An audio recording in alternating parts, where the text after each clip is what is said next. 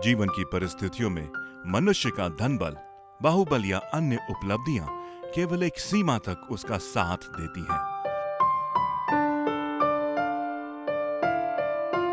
परंतु जब उसका विश्वास तथा आज्ञाकारिता परमेश्वर की विश्वसनीयता के साथ जुड़ जाती हैं, तो आश्चर्य कर्म होने लग जाते हैं।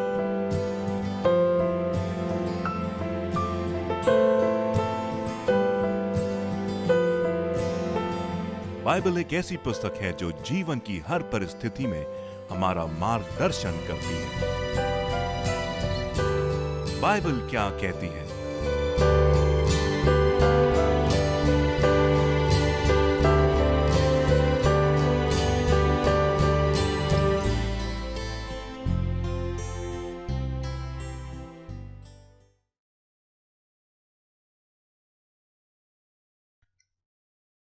नमस्कार, मैं रिनी आपकी आशा कार्यक्रम में आप सबका स्वागत करती हूँ।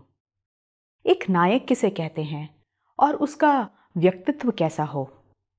आज इसी सवाल को हम बाइबल के एक किरदार के जीवन द्वारा देखेंगे और समझेंगे कि क्यों प्रभु परमेश्वर ने उन्हें अपने लोगों को छुड़ाने के लिए चुना। हम बात कर रहे हैं बाइबल के किरदार मूसा की, और इस विषय पर चर्चा करने के लिए आज हमारे बीच हैं भाई अनुराग और प्रेस। धन्यवाद रिनी। भाई अनुराग, आपकी आशा इस कार्यक्रम में आपका स्वागत है और आज हम फिर से एक नई चर्चा के साथ यहाँ पर मौजूद हैं और मैं ऐसी आशा करता हूँ कि आज हमारा चर्चा जो रहेगा उससे बहुत लोगों को आशीष मिलेगी। आज का जो विषय है वो एक नायक के ऊपर जो हम चर्चा कर रहे हैं, क्योंकि आज हमारे जो संसार है नायकों के पीछे दीवाना है। जिसको देखो उसके जीवन में एक नायक है और उस नायक का वो अनुसरण करना चाहता है और वो चाहता है कि कैसे भी करके वो नायक के रूप में अपने आप को दिखाए। और हम देखते हैं कि फिल्म इंडस्ट्री में हो या फिर कहीं भी हो, लोग किसी ना किसी का अनुसरण करना चाहते हैं। और जब हम बाइबल में आते हैं और जब हम देखते हैं कि बाइबल में मूसा के बारे में लिखा गया है, मूसा एक ऐसा व्यक्ति है जिसको परमेश्वर ने चुना, जिसके द्वारा परमेश्वर ने अपने आप को उसके लोगों तक प्रकट किया। आप क्या बताएंगे कि परमेश्वर ने मूसा को ही उस कार्य के लिए क्यों चुना? देखिए, एक बाइबल का एक वचन यदि आप पढ़ेंगे, व्यवस्था विवरण 34 अध्याय और उसका 10 से 12 में, वहाँ पर इस बात को प्रकट किया गया है और लिखा गया है कि मूसा एक ऐसा आदर्श अगुआ था जिससे परमेश्वर आमने सामने बात करते थे। और ये एक बहुत बड़ी बात है किसी मनुष्य के लिए कि परमेश्वर उससे आमने सामने बात करते हैं। साथ ही साथ जब मूसा के चरित्र को आप देखते हैं तो मूसा ना केवल एक आदर्श नायक था, परंतु एक बड़े जिम्मेदारी उसने पूरा किया। बाइबल की पहली 5 पुस्तकें, जिसको कि पेंटेकोस्ट कहा जाता है, वो 5 पुस्तकें मूसा के द्वारा लिखी गई और परमेश्वर ने उसे लिखने के लिए मूसा को प्रेरित किया। साथ ही साथ आपने जैसा कहा कि परमेश्वर ने मूसा को उपयोग किया ताकि उसके द्वारा से अपने लोगों को, जो इस्राएली कहलाते हैं, उन्हें छुड़ाने का काम परमेश्वर ने मूसा के द्वारा से किया। और यदि मैं ये कहूँ तो कोई अतिशयोक्ति नहीं होगी कि मूसा उस समय के प्रभु यीशु मसीह के समान है।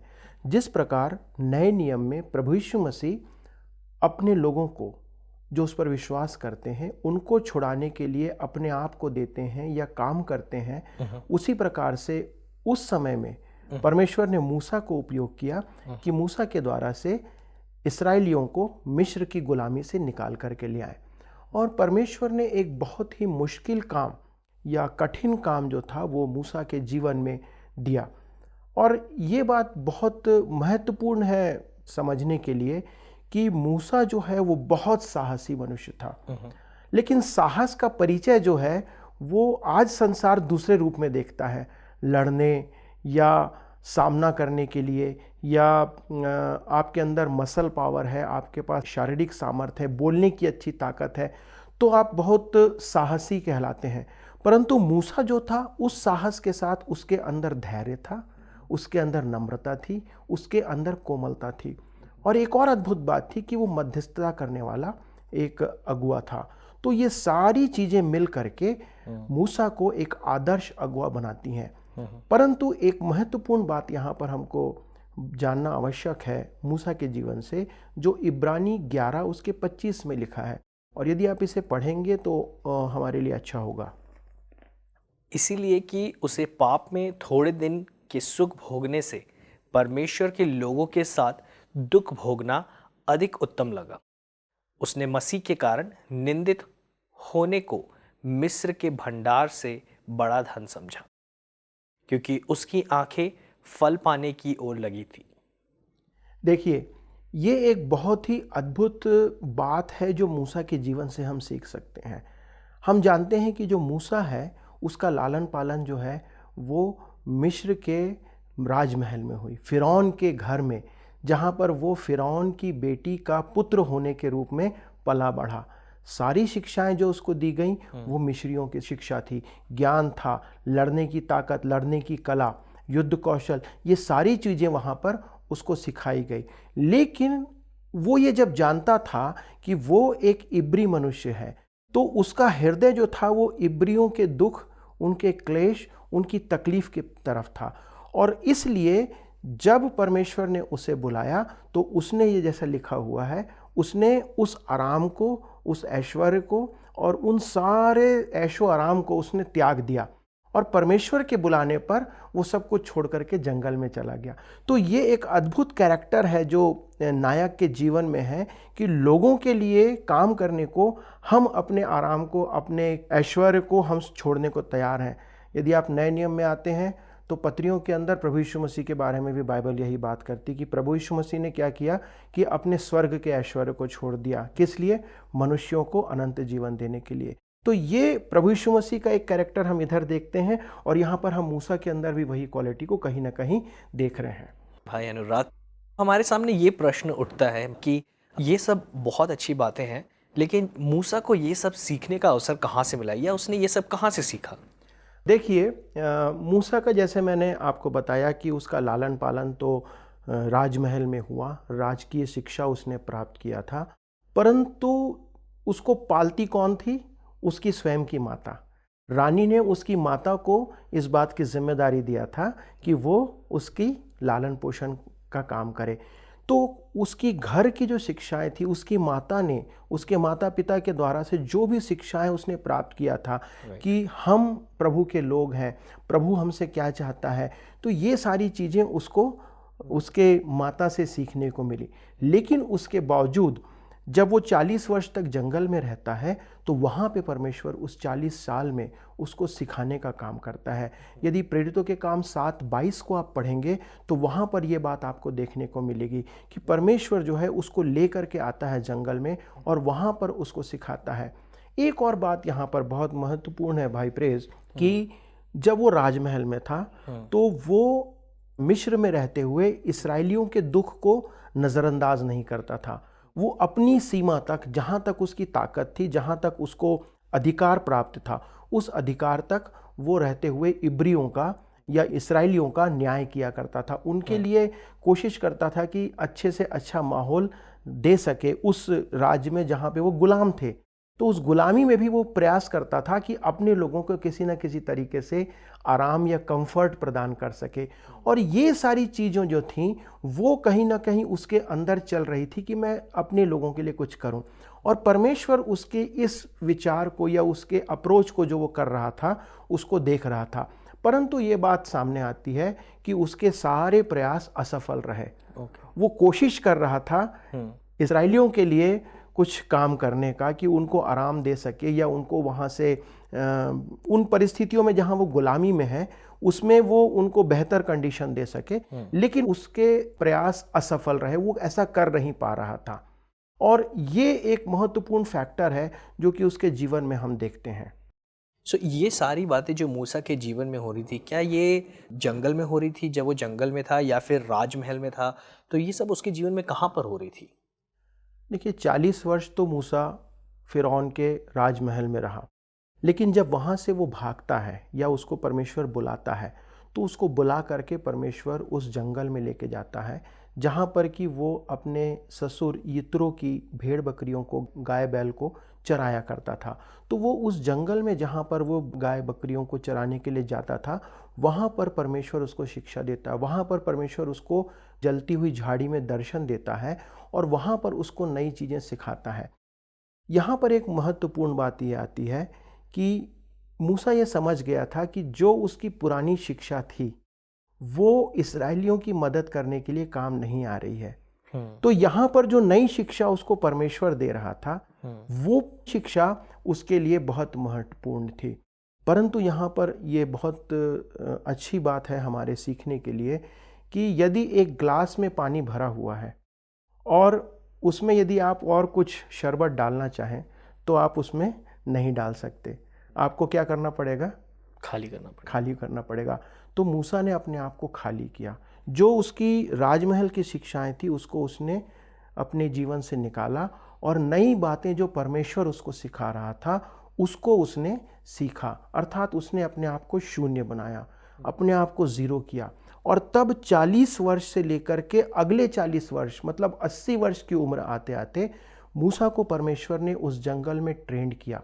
और वहाँ पर ट्रेंड करने के बाद हम देखते हैं कि मूसा को परमेश्वर वहाँ तैयार करता है।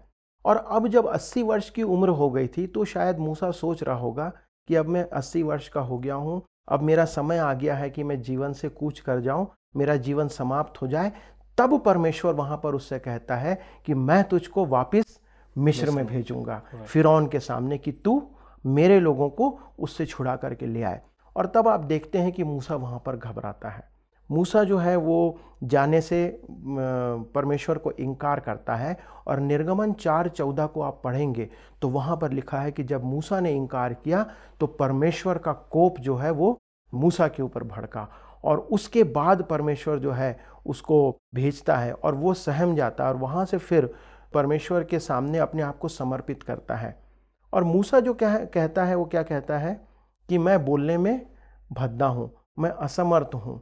तो परमेश्वर हमसे ये चाहता है एक नायक होने के नाते कि परमेश्वर हमारी एबिलिटी को नहीं, हमारी अवेलेबिलिटी को चाहता है, हमारी योग्यता को नहीं, हमारी उपलब्धता को चाहता है। तो परमेश्वर हमसे ये चाहता है कि हम परमेश्वर के कार्य के लिए उपलब्ध हों, ना कि हम अपनी योग्यता के आधार पे परमेश्वर के कार्य को करने का प्रयास करें। तो जब हम अपने आप को परमेश्वर के सामने समर्पित करते हैं जैसा मूसा ने किया और अपने आप को शून्य बनाते हैं तो हमको ये समझ आता है कि परमेश्वर तब हमको इस्तेमाल करता है। और तब परमेश्वर की जो बुलाहट थी मूसा के लिए स्पष्ट रूप से परमेश्वर की आज्ञा के अनुसार वो वापस जाता है और फिर वो उसके कार्य को आगे बढ़ाता है। सो ये बात तो अभी हमारे सामने साफ हो गई कि कैसे परमेश्वर ने मूसा को उसके कार्य के लिए चुना। और आपने ये भी हमें बताया कि मूसा के अंदर बहुत सारी योग्यताएं नहीं थी लेकिन परमेश्वर ने फिर भी उसको चुना। लेकिन क्या आप हमें कुछ ऐसी बात बता सकते हैं कि जिसके कारण एक नायक या फिर एक अगुआ, उसके अंदर ऐसी क्या योग्यताएं होनी चाहिए और उसका चरित्र कैसा होना चाहिए जिसके कारण वो एक अगुआ कहला सकता है या फिर वो एक नायक बन सकता है? प्रेज एक बहुत बड़ी बात जो मूसा के जीवन के लिए परमेश्वर कहते हैं। यदि आप गिनती की पुस्तक उसका 12वां अध्याय 3 वचन को आप पढ़ेंगे तो वहाँ पर एक बात लिखी हुई है, मूसा पृथ्वी भर के रहने वाले सब मनुष्यों में बहुत अधिक नम्र स्वभाव का था। ये नम्रता जो है, ये हम इस नम्रता को बहुत गलत रूप से समझते हैं। हम सोचते हैं कि हम एक अगुवे हैं तो हमारे अंदर घमंड, हमारे अंदर अहंकार या विभिन्न प्रकार के सांसारिक क्वालिटीज़ होनी चाहिए। परंतु ये नम्रता एक ऐसी क्वालिटी है, विशेषता है जो हमारे अंदर होने की आवश्यकता है और जिसके लिए बाइबल इस कहती है कि वो एक सबसे नम्र मनुष्य था। लेकिन आज के समय में हम देखें तो जैसे नम्रता जो एक ऐसी चीज़ है, यदि कोई व्यक्ति कोई बहुत ऊंचे स्तर पर है या बहुत बड़ा अगुवा है तो नम्रता यदि कोई व्यक्ति दिखाए तो उसे कमज़ोर माना जाता है। सो ये मूसा के अंदर परमेश्वर कहता है कि वो बहुत ही नम्र व्यक्ति था, तो वो नम्र होने के बावजूद कैसे इतना बड़ा अगुवा के रूप में कहलाया गया? यदि आप पढ़ेंगे निर्गमन 18 और 7, बहुत सारी बातें हैं मूसा के जीवन के लिए। सबसे पहली बात यहाँ पर एक मैं देखता हूँ कि जब मूसा अपने ससुर यित्रो से मिलता है, तो वहाँ पर लिखा हुआ है निर्गमन की पुस्तक 18 अध्याय 7वें वचन में कि वो जाता है और यित्रो को, जो उसका ससुर था, उसको दंडवत करता है, उसका आदर सत्कार करता है।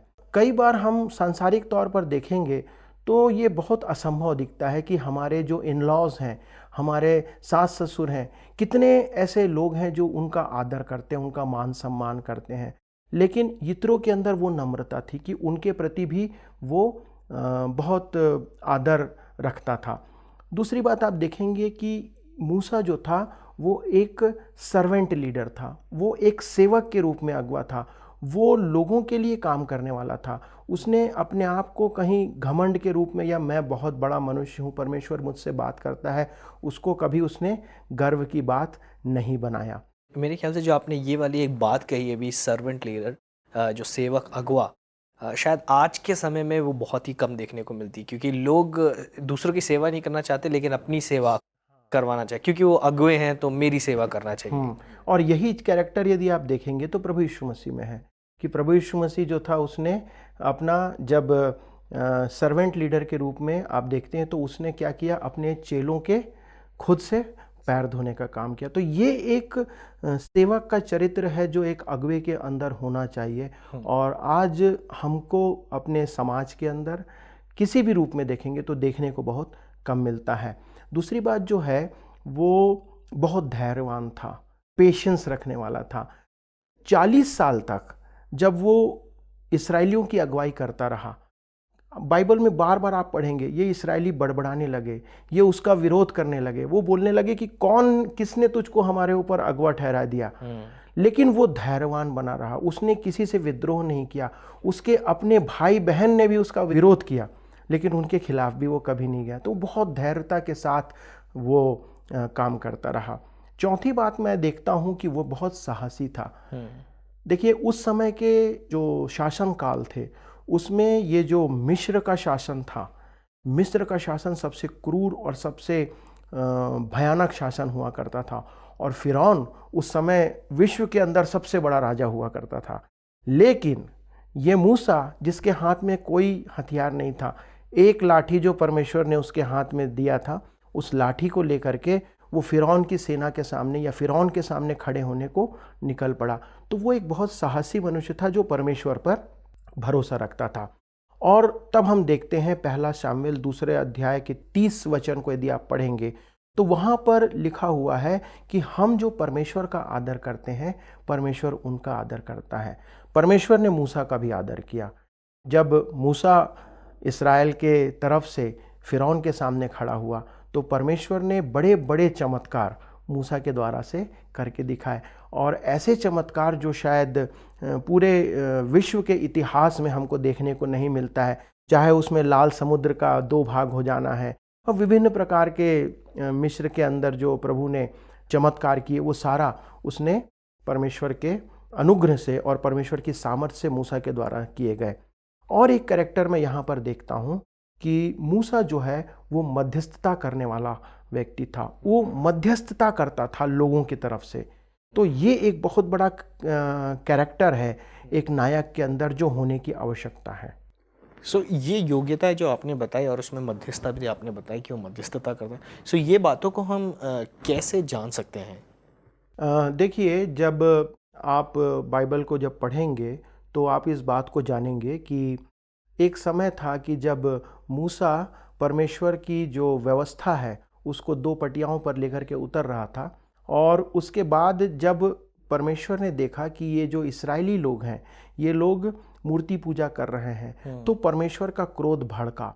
और इस क्रोध के भड़कने के बाद परमेश्वर ये कहता है कि मैं इन इस्राएलियों को नाश कर डालूंगा। और मूसा से कहता है कि मूसा, मैं तुझसे एक नई जाति उत्पन्न करूंगा, अब्राहम की वाचा को छोड़ दूंगा, अब तुझसे मैं एक नई जाति उत्पन्न करूंगा और वो पृथ्वी के अधिकारी होंगे। लेकिन वहां पर मूसा परमेश्वर के सामने खड़ा होता है और क्या कहता है कि इन इस्राएलियों को यदि तू नाश करेगा तो जीवन की पुस्तक से मेरे नाम को तू हटा दे। मैं उस जीवन की पुस्तक में अपना नाम नहीं देखना चाहता। यदि तू ऐसा करना चाहता है तो तू पहले इनको क्षमा कर।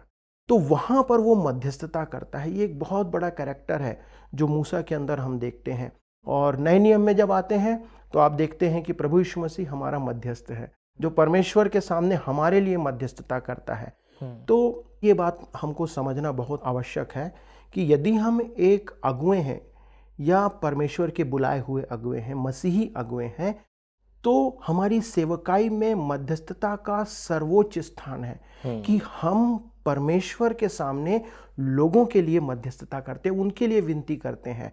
और जब वहाँ पर आप देखते हैं जंगल में जिस प्रकार से मूसा ने उस निर्दोष मेमने का बलिदान चढ़ा करके फसह का पहला पर्व मनाया, वो इस बात को प्रकट करता है कि आने वाले समय में परमेश्वर किस प्रकार से प्रभु यीशु मसीह का बलिदान करके अपने लोगों को छुड़ाने का काम करता है।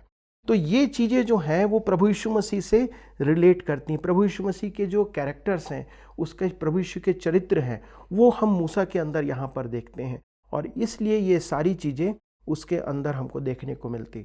एक और बात जो है मैं यहाँ पर जोड़ना आवश्यक समझता हूँ, यदि आप एक अगुए हैं तो एक आने वाली जनरेशन को तैयार करना, दूसरे स्तर के अगुओं को तैयार करना बहुत आवश्यक है एक अगुए के लिए। मूसा ने, जब मूसा को समझ आ गया कि अब मेरा समय पूरा हो रहा है, अब मैं इस संसार से कूच कर जाऊंगा, तो उसने यहोशू को तैयार किया। और हमारे लिए भी एक अगुए होने के नाते आवश्यक है कि हम अपने सेकंड लाइन लीडरशिप को तैयार करें ताकि हम इसके द्वारा से आने वाले समय के लोगों को सही मार्गदर्शन प्रदान करने पाएं। और ये एक बात है जो कि बहुत महत्वपूर्ण है। अनुराग जी, इतनी सारी बातें हमने मूसा के जीवन में देखा और बहुत सारी अच्छी बातें हैं और ये सारी योग्यताएं जो हैं बहुत कम देखने को मिलती हैं आजकल, और मेरे ख्याल से ना के बराबर भी हो सकती हैं, क्योंकि बहुत मुश्किल है इन सारी योग्यता को एक अगुए के जीवन में देखना। तो क्या ये कहना सही होगा, क्या ऐसा था कि मूसा कोई दिव्य व्यक्ति था कि उसने कभी अपने जीवन में कोई गलतियां को ही नहीं की? नहीं, ऐसा कहना बिल्कुल सही नहीं होगा, क्योंकि मूसा आपके और मेरे समान सामान्य मनुष्य था और वो हमारे आपके और मेरे समान पला बढ़ा था, हम सबों के समान।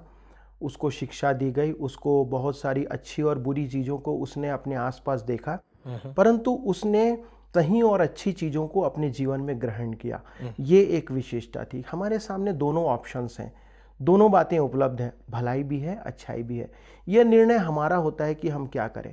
लेकिन जो आपने कहा कि मूसा में कोई गलत बात तो नहीं थी, एक बात हमको देखने को मिलती है कि मूसा ने एक बार गुस्से में आकर के, क्रोध में आकर के एक गलत काम किया और वो परमेश्वर की आज्ञा का उल्लंघन किया। जब परमेश्वर ने मूसा से कहा कि तू उस चट्टान से कहना तो उससे पानी निकल आएगा। जब इस्राएली जंगल में थे, प्यास से तड़फ रहे थे, प्यासे थे, और वो मूसा के ऊपर बड़बड़ाने लगे, तो उसने परमेश्वर को पुकारा और परमेश्वर ने कहा कि तू उस चट्टान से कहना और उससे पानी निकल जाएगा। तो मूसा वहाँ पर चट्टान से बातें नहीं करता है, परंतु उस चट्टान को वो लाठी मारता है और उससे भी परमेश्वर क्रोधित हुआ। और इसके कारण से परमेश्वर ने मूसा से कहा कि तू इसके कारण जो तूने अनाज्ञा किया है, मेरी आज्ञा का पालन नहीं किया, तू उस वाचा के देश में जाने नहीं पाएगा जहाँ पर मैं इस्राएलियों को लेकर के जाना चाहता हूँ। तो आप इस बात को जानते हैं, यदि आप बाइबल को पूरा पढ़ेंगे तो आपको ये समझ आएगा कि मूसा जो है उस देश में जा नहीं पाया और मूसा को परमेश्वर ने उस जगह तक ही सीमित रखा। और उसके आगे यहोशू की अगुवाई में एक नया अगुवा जो कि मूसा के द्वारा तैयार किया गया था, इस्राएली उस वाचा के देश में जाते हैं। परंतु एक और बात यहाँ पर आती है कि हमको जानना जरूरी है हमारे परमेश्वर के बारे में कि परमेश्वर अनुग्रहकारी है, दया करने वाला है। वो अपने लोगों के कार्यों को कभी भूलता नहीं है। जब आप नए नियम में आते हैं तो आप नए नियम में ये पाएंगे कि जब प्रभु यीशु मसीह की सेवकाई हो रही थी और प्रभु यीशु मसीह के रूपांतर का जो समय होता है, जिसको ट्रांसफिगरेशन का समय कहा जाता है, और प्रभु यीशु मसीह उस रूपांतरण के पर्वत पर जाते हैं और जब वहाँ पर जाते हैं तो आपको लिखा हुआ है कि प्रभु यीशु मसीह का रूप बदल गया और चेलों ने, पतरस, याकूब और यूहन्ना ने प्रभु यीशु मसीह को एलिया और मूसा के साथ बातें करते वहाँ पर देखा। तो परमेश्वर ने भले उस समय हजारों साल पहले मूसा को वहाँ जाने से रोक दिया था, लेकिन प्रभु यीशु मसीह में हो करके वो उसको वहाँ पर पहुँचाता है। और वहाँ आप देखते हैं कि एलिया और मूसा प्रभु यीशु मसीह से बातें करते वहाँ पर नज़र आते हैं। तो ये हमारे परमेश्वर का एक कैरेक्टर है, चरित्र है कि वो क्रोध तो करता है लेकिन वो अनुग्रहकारी है, दया करने वाला है।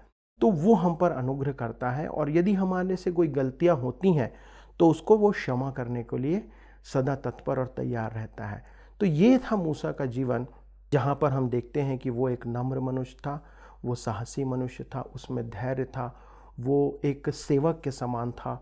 उसने परमेश्वर का आदर किया, उसकी आज्ञाओं का पालन किया, और एक अद्भुत बात कि जो कुछ उसने सीखा था उस राजमहल में, उसको उसने शून्य कर दिया, उसको उसने अपने जीवन से निकाल दिया, और तब परमेश्वर ने उसे अपने काम के लिए और लोगों को छुड़ाने के लिए उपयोग किया। बहुत बहुत धन्यवाद भाई अनुराग कि आपने हमें बहुत अच्छे रूप से इस बात को समझाया और बताया कि कैसे एक नायक को या एक अगुवे को होना ज़रूरी है। संसार आजकल जिन्होंने परिभाषा जो है बिल्कुल बदल दी है कि नायक को कितना पावरफुल और कितना सामर्थ्य और बलवान होना चाहिए, लेकिन बाइबल हमें कुछ और ही रूप से बताती है। सो मूसा के जीवन को जब हम देखते हैं कि कैसे मूसा एक बहुत ही नम्र व्यक्ति था, यहाँ तक कि परमेश्वर ने भी उसके विषय में गवाही दी है। सो बहुत ही नम्र व्यक्ति था और वो बहुत ही एक मध्यस्थ करने वाला, लोगों के लिए मध्यस्थी करने वाला व्यक्ति था।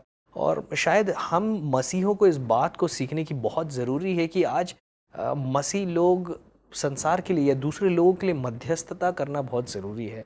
मैं ऐसी आशा करता हूँ कि जब हमने इस विषय में इतनी चर्चा की है और इन बातों को सीखा है कि हम में से हर एक दर्शक आज इन गुणों को अपने अंदर ले, क्योंकि हम कहीं भी जाते हैं, हम लोग हमें देखते हैं और हम एक तरफ से उनके लिए एक नायक के रूप में कार्य करते हैं और हम एक अगुवे के रूप में कार्य करते हैं। सो हो जाए कि हमारे दर्शक जो देख रहे हैं वो इन बातों को अपने जीवन में लागू करने पाए, और ऐसी आशा करते हैं कि परमेश्वर उनके जीवन के द्वारा कई लोगों को और आशीषित करने पाए। सो आइए क्यों ना हम मिलकर प्रार्थना करते हैं अपने दर्शकों के लिए।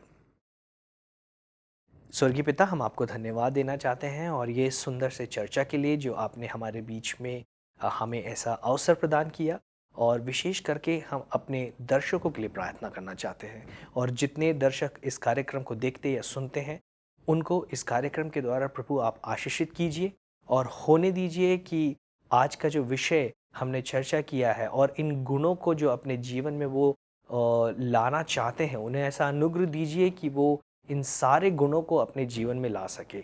और प्रभु जी, होने दीजिए कि मूसा की तरह वो भी एक अच्छे अगुवे के रूप में आपकी दृष्टि में पाए जाने पाए। और प्रभु, हम सबों को आप आशीषित कीजिए। धन्यवाद देते हैं भाई अनुराग का, जिन्होंने बड़ी ही सुंदरता से हमारे बीच में इस विषय को बड़ी अच्छी रूप से व्याख्या करके हमें बताया, और सारी बातों के लिए हम आपको धन्यवाद देते हैं। यीशु मसीह के नाम से मांग लेते हैं, आमीन। आमीन। प्रिय दर्शकों, उम्मीद करती हूँ कि आज की चर्चा आपके लिए ज़रूर लाभदायक रही होगी। इस विषय पर अधिक जानकारी के लिए स्क्रीन पर दिए गए हुए नंबर पर आप हमें संपर्क कर सकते हैं। फिर मिलते हैं अगले हफ्ते एक नए विषय के साथ। तब तक प्रभु का आशीर्वाद आप सब पर बना रहे। नमस्कार।